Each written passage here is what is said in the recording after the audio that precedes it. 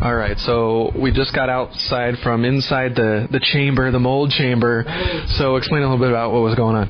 Okay, what they've done is they've set up that, it's called a containment area, and it's thicker plastic, and what that does is that helps contain the mold spores, because once they cut them out, they're all going to become airborne, and so you don't want it going and cross-contaminating another room, the rest of the house.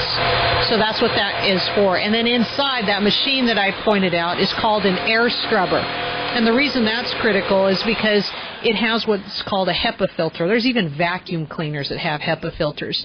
And that's what you need when you're dealing with mold, because the HEPA filter is wound so tightly, it's the only thing that catches the mold spores, because the mold spores are so tiny. That's what it takes to catch them. So that's how it works. That's the critical thing that you want, is to make sure there's a containment area and at least some sort of air scrubber in there with a HEPA filter.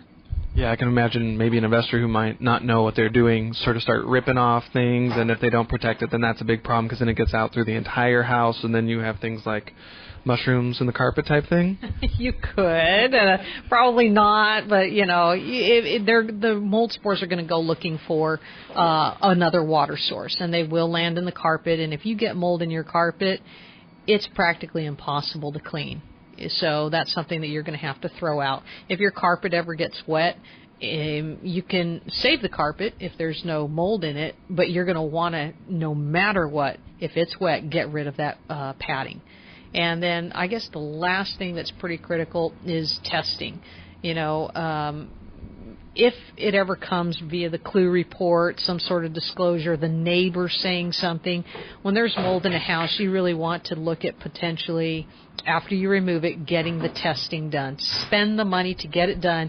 That way, when you go to sell the property, you can say, yes, there was a mold problem, but look, here's the report that says we got it all. Wow. So if you're going to spend money anywhere, that's where I would spend the money. Okay, so for viewers, if it potentially that would like to get a hold of you, how can they reach you? They can email me at topdoginspections, and that's plural, topdoginspections@cox.net, or my phone number is 619-741-4890. I'd be happy to answer any questions, and if it's still too scary for them, then they can wholesale it to me. There you go.